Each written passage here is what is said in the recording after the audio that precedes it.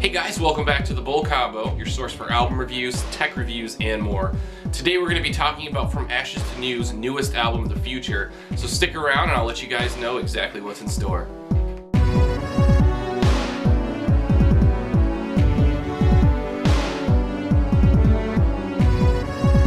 Before we get started, guys, I just want to give all of you new subscribers a huge shout out and a big thank you.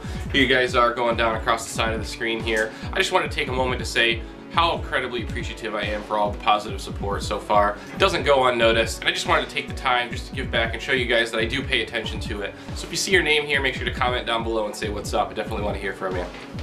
So, From Ashes to New is a band that's been around for a couple albums now. Admittedly, this is my first time listening to a full album by them. I think I've heard some singles from them before, but I haven't ever actually taken the time to fully listen to this band.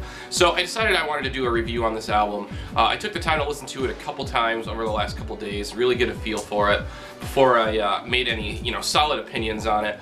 And at the end of the day, I really feel like this album left me a little bit conflicted inside in terms of how I view it and how I enjoy it. So I'll give you guys my thoughts and opinions on it, and at the end of this, make sure to comment and let me know if you guys have different opinions or if you agree with what I have to say. I'm definitely interested to see what you guys think about this, because this is one of those albums that I think is going to have a lot of different opinions and a lot of different perspectives. So let's go ahead and start it off. So the album's called The Future. It's got 11 tracks on it. All of them are songs. I don't believe there's any fillers in there at all, so that's good. There's no like instrumentals or anything that's taking up any of the tracks on the album. We have 11 full songs, and I think right off the bat there's probably going to be a lot of similarities or a lot of comparisons that are made to this band. Obviously they have the rap rock thing going on, which has been done before, and just because it's been done before doesn't mean it's not going to be good. It's just, important that when you hear it, you acknowledge that, hey, I've heard something like this before, because it's going to happen for most of us when we listen to it. I think that some parts of this album do a really good job combining all of those styles of music together. Clearly, From Ashes to New is a band that enjoys multiple genres of music and enjoys combining those genres of music into something that they consider their own sound. And I think that in some songs it works really well. Especially in songs where the underlying instrumentals are a little bit more aggressive, the transitions are a little bit quicker.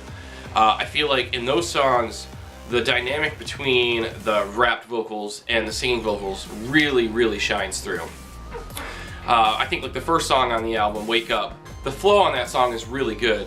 And I feel like it's because the instrumentals are a little bit more aggressive on that, and it kind of accents the vocals really well. And it provides that aggressive undertone that's needed for the vocals to carry the proper cadence, to carry the proper message. And I think that they do a really good job of that, especially on the heavier song. Wake Up, Forgotten, songs like that I really think are showing off the more refined side of this band. Now, where I get conflicted is with some of the other songs on this album.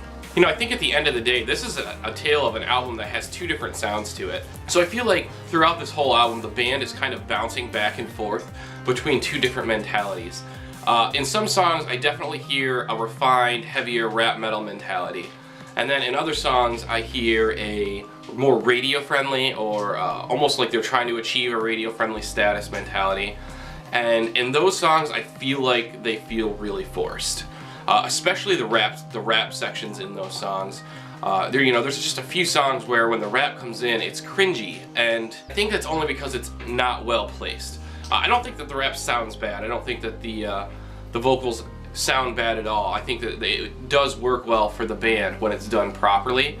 I just feel like rap's one of those things that if you don't do it properly, if you don't put it in the right spots, it's going to seem cringy. It's going to seem forced, and it's going to seem a little out of place.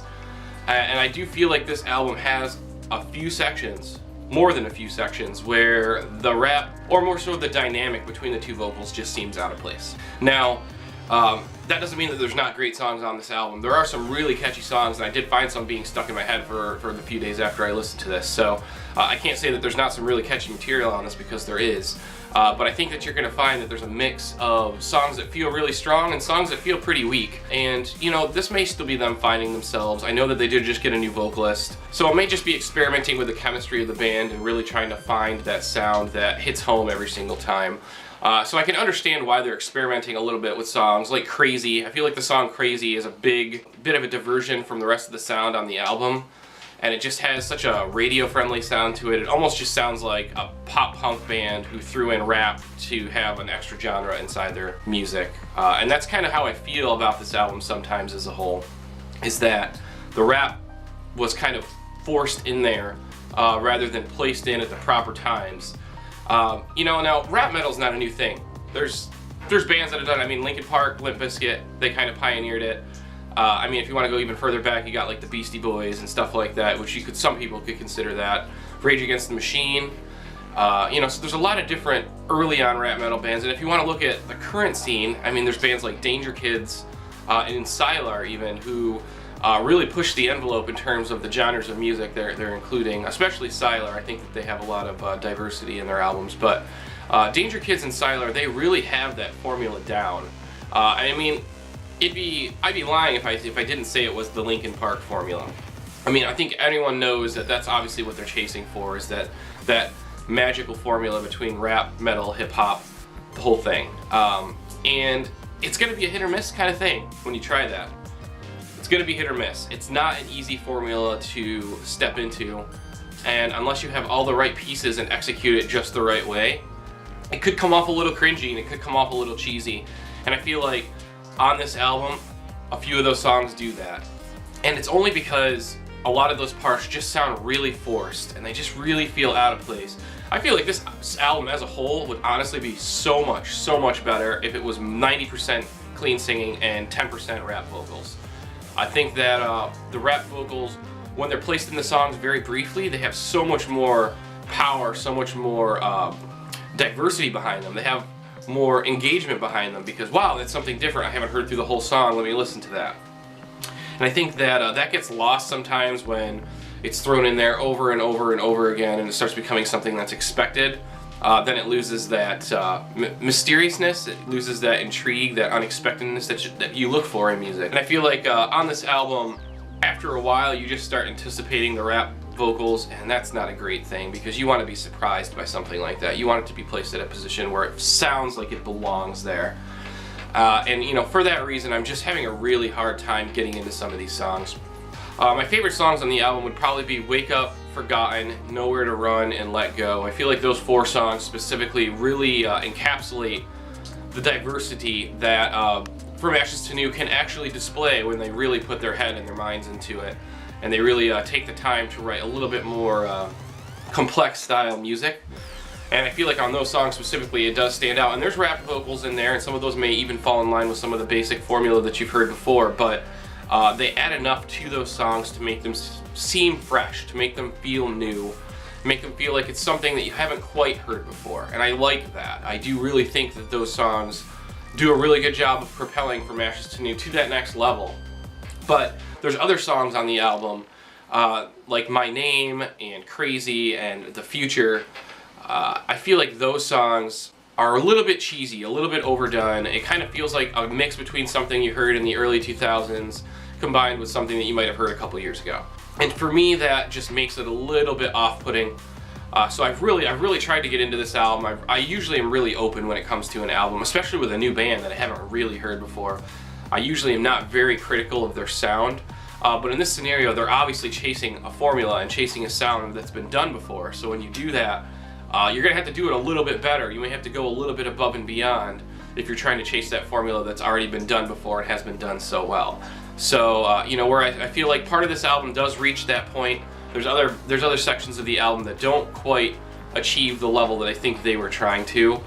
And you know, that may come with time as they release more albums and as they get more familiar with the new vocalists and they develop more chemistry. They may find that line a little bit better. They may define that line a little bit more and really be able to work inside of there and find that comfort zone with writing those songs that fall in line with the formula that they're familiar with but also feel fresh and original.